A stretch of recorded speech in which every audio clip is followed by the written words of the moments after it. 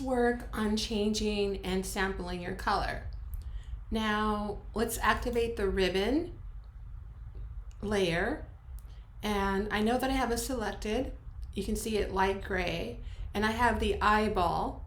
If I uncheck the eyeball, that means I can't see that layer anymore. And what I'm going to do is sample the blue color in the banner that says happy birthday. Now if you're looking for the eyedropper, it's 1, 2, 3, 4, 5, 6, 7. The 7th tool, and I can select the eyedropper, and you can see now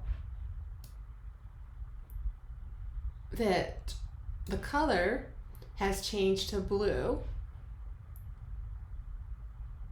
Now if I wanted to choose another color like pink, and you can also see in your swatches the color has changed, or if I want a dark green, or if I want like a pink color, or if I want to have this white color.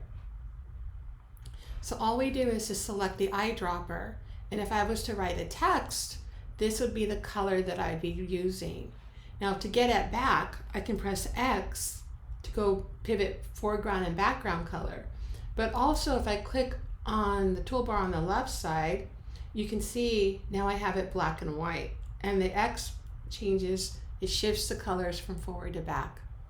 So go ahead and change the color in your swatch.